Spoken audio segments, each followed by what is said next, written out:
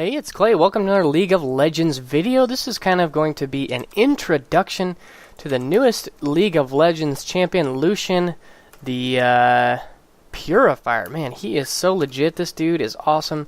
I really enjoy his art style, just his image, his guns, his hair, all this stuff is just so cool. He is a really cool champ. Excited to buy him on his release day, but this is not going to be a full why buy. That will come later. This is going to be more of an introduction, first impressions. Played a couple of games with him. Going to go through his basic ability mechanics and kind of talk about my thoughts on his kit as a whole. So my first impressions is that he's fun to play. He is very highly mobile. Mobility is definitely what he is most known for, I would say. His kit is definitely designed around mobility. But he's got a really fun kit.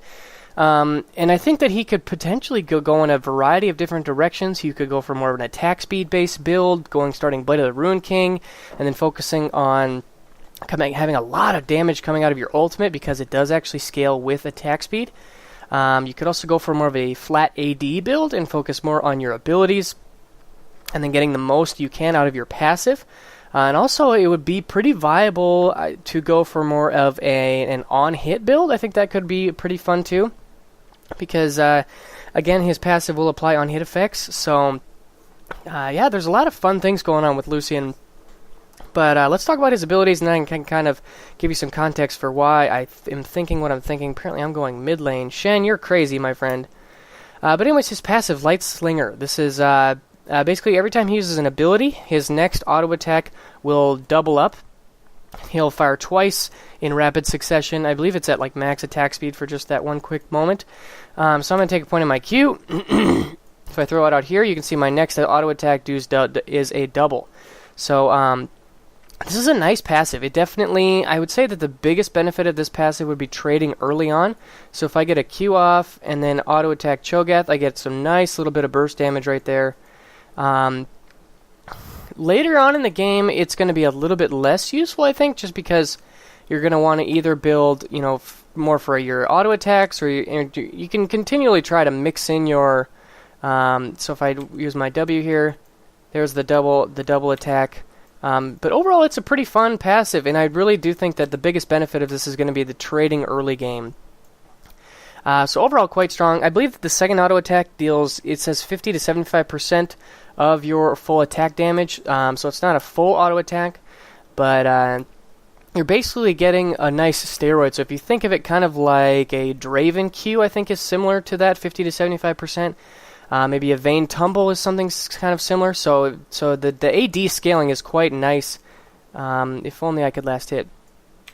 So again, if I get there, you get that nice little double shot. It's a pretty cool ability, and it really helps his early game trading. I would say to be the best time for that. Next up is his Q, is Ardent Blaze. This is a very unique ability. I'm sorry, Piercing Light is his Q. It's on a relatively low cooldown. It starts at 9 seconds all the way down to 5 seconds at max rank. But the basic idea is you have this circle in which you can fire it. But it's a targeted ability. So if I target this minion, you can see it hits him. But then the kicker is that it will also continue past. So it has an extended travel past the initial target. And it is a targeted ability, not a lined skill shot. So you have to have a target within your radius. I can't just, I'm hitting Q right now in a certain direction. You have to actually line up your target. So if I want to hit Cho'Gath in the back there, if I just kind of line it up, although I totally missed there, that's kind of the basic idea, that you want to try to line it up with a minion and then get the damage off to someone behind. So if I can really try to make sure I get this correct. There we go. That was much better.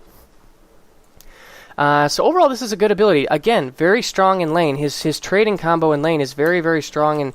And the quick idea that I get is you want to use your Q on a minion to kind of poke back into the enemy AD carry in the back of the minion line.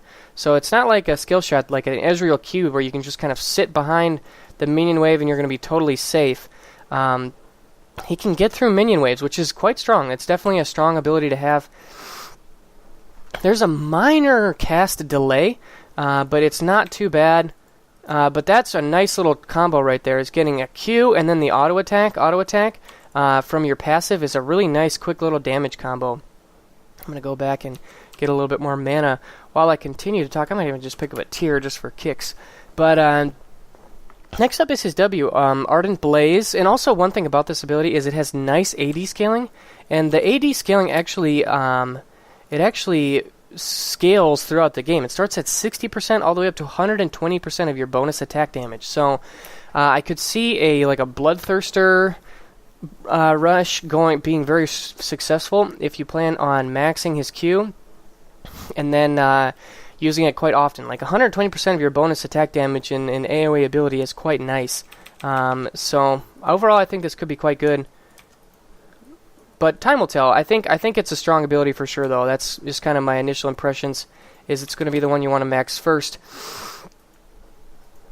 But overall, quite a strong ability. Next up is his W. This is his Ardent Blaze. It is a lined skill shot, and it will explode in a star pattern, or a cross pattern, I think is what they refer to. So I just throw it out right there. You can see it exploded. There were it was kind of in all these kind of a cross, a plus sign is kind of what it looked like to me. But the main feature about this is not that it's an AoE damage ability, but that it also gives you a speed boost. So if I throw it out on this minion and then auto attack it, oh, actually that failed because I killed it with it. But when it comes off cooldown, if you see, the really nice thing about this is it gives you a ton of power in terms of mobility. Because if you auto attack someone who has been recently hit with your W, it kind of puts a mark on them. So if I throw it out on these minions and to auto attack this guy, I get a nice ghost. You can see I'm moving very fast. You can see, there's kind of this flowing air behind me. But that's really the nice thing about this W is that it marks the target, and then if you auto attack that target, see, I'm going to do it on this Cho'Gath here. You can see I have a ton of movement speed, even though I did get slowed. So the really nice thing about this is it's the AoE damage, but also the movement speed, I would say, is really the highlight of this ability. 40 movement speed is definitely not bad at all. So the high mobility of this ability, if I get the W off and I can run away really fast, you can use it for kiting, you can use it for chasing. Very versatile and gives him a nice bit of mobility. Kind of reminds me a bit of a Cassiopeia Q, where if you land it and you kind of follow up on it, you get that nice little bit of boost in speed. Next up is his E. This is his Relentless Pursuit. This is his primary repositioning tool, blink ability. It's relatively short-ranged, but it also has a nice ability where it will remove all slowing effects. So similar to, it kind of reminds me a little bit of it's kind of a mix between a Vayne Q and see, I'm going to use it here, right there. That's the kind of the little dash right there. Kind of reminds me of a Vayne Q, and also maybe the slow removal kind of reminds me a little bit of Evelyn with her W, where when you get a nice movement speed boost, and it will also cleanse you from any sorts of slows. So oh, totally missed it right there. Can you see, you can just kind of, it just gives you a lot of nice mobility. I believe it can go over walls. Let's go ahead and test that now. But it's just a pretty basic, straightforward repositioning tool. The only other special mechanic is that it has is that if you get a kill during your ultimate, yep, it does actually go over walls. If you get a kill during your ultimate, you actually get a reset on your E. So very nice if you're using your ultimate in team fights, and you can get that off. You can really get a nice bit of high mobility. Again, combine that with your W. You just end up being extremely mobile, which is overall very, very nice for an AD carry. So this part of his kit, there's a lot of similarities, I think, to Ezreal with a high focus on mobility. He's going to be very slippery. He's going to be difficult to catch.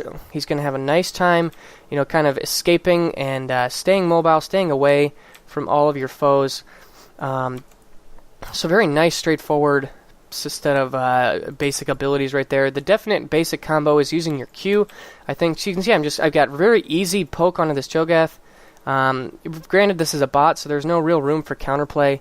But the Q just provides for a lot of nice little poke and harass in lane. The W is useful for the AoE clear. But also I think the really nice part about it is the mobility boost. That is so nice and so handy. And then the E it's always handy to have a repositioning tool. Lastly is his ultimate. I'm going to just go ahead and show you on this Cho'Gath. Oh, he actually knocked me out of it. Well played, Cho'Gath. But that was the ultimate, even though it got cut short, which is going to be very annoying. So I'm probably going to have to go for another 90 seconds to get another ultimate off. But so basically the idea with the culling is that channeled ability, and you kind of aim yourself in a certain direction, and then you once you do that, then you want to you keep firing in that direction, just kind of this rapid barrage of missiles and bullets. And it does a lot of damage if you can keep it on a target. You can't actually reposition your aim, but you can reposition yourself, and you can use your E. So you can, basically the idea is that you want to kind of fire it perpendicular to the path that your enemies would choose. And then you want to kind of reposition yourself left and right to kind of stay on target. It has very long range, 1400 range, which is quite long. And so you want to really make sure that you can maximize all those bullets. This ultimate reminds me, it seems to be very high skill cap. There's definitely an extent to which it can definitely miss and backfire on you, but it has a very high skill cap. So there's definitely a high potential to get off a lot of damage, but there's also a potential to totally miss and do a lot of derping. So let's see, we got 10 seconds left. I'm going to try to get one more ult off and see if I can finish off this Cho'Gath. But the total amount of damage is very, very high. If I can get a full combo off, it's going to be very strong. But basically the whole idea here, I'm just going to throw it up. So you can see I can move left and right. I can use my E if I wasn't silenced. But overall, it's quite strong. It's definitely one of those abilities where there's going to be a lot of people who fail with it. I feel like, especially as people are learning Lucian and they kind of are still getting to know his kit, it's going to be something it's a little bit harder to use. But if you can get all of the damage off, it's very, very strong. One thing about this, too, is that it scales with attack speed, as well as attack damage and ability power. So basically, if you can buy some attack speed items, they do quite well on him. Because you get so many more procs of your ultimate off. So an attack speed based build, kind of like Vayne, like a Blade of the Rune King Phantom Dancer, would not be a bad choice at all if you're trying to get as much damage out of your ultimate as you possibly can. But yeah, overall, as you see, I'm getting suppressed. Shen's gonna save me. But yeah, overall, those are his abilities. He's a really fun champion to play. Like I said, he has got a lot of mobility. And mobility is always strong. I think that mobility is it's just definitely one of those elements in the game where if you've got it, it makes you strong. It's pretty much as simple as that. He definitely, I don't know if he will scale as hard into late game as some other AD carries, just because he doesn't have any massive kind of steroid. His passive is probably his best steroid, but other than that, pretty much everything. His Q doesn't really give him any sort of steroid. His W gives him the movement speed. He doesn't really have anything like a Tristana Q or a Vayne W or something like that to give him a big boost to his auto attacks, so he definitely is more reliant on his abilities for his damage. But that said, he can still do a lot of damage. He's going to be a strong team fighter, I think. Especially the way that his ultimate works. That'll be a strong team fighting ability for sure. But I think overall he's going to be a pretty strong pick. He's definitely more ability focused than auto attack focused, so it kind of puts him in the realm of Ezreal and Corki that are more AD casters than straight AD carries. So like the Infinity Edge Phantom Dancer probably won't be the best build. You're probably going to be looking more at going for more of the standard caster build, which focuses more on Blade of the Rune King, or not really Blade of the Rune King, but like a Bloodthirster, maybe even like a Trinity Force wouldn't be a horrible choice on him. He does have some AP scaling. But yeah, I guess we'll just have to see where he lines up. He's definitely fun to play. I'm curious to see if we'll see him in competitive play at all. Gonna try to get the kill off onto this guy. Not quite enough to finish him off. But these are just bots, and I'm just kind of messing around. But anyways, that's pretty much it for his abilities. He is a pretty darn fun champion to play. He's got a really cool style and theme to his kit, just with the mobility and just his ability to kind of be all over the place. So we'll see. I think he definitely will be a fun champion to play. I think a lot of people will gravitate towards his playstyle. Mobility, like I said, is always strong, so there'll always be a place for him. But he doesn't really stand out other than his mobility and just kind of his. I think he's got really cool style. But other than that, there are definitely other choices that can be strong as well. Caitlyn and Trist have the better range. Vayne scales harder. But you know what? I still think that he could be a strong choice, and still a very fun AD carry to play. And I think that he definitely fits a cool niche in the realm of AD carries, just because he's different than Ezreal. He's similar to Ezreal but different. They do have their similarities and differences. But anyways, I'm gonna wrap it up here and probably go play some more games with him, just because I think he is a ton of fun. But yeah, hope you guys enjoyed this. This is kind of my first impressions on Lucian and just a run through on his abilities. He is a really fun champion to play, and quite fun, quite strong. I hope you guys are enjoying picking him up, because I know I am.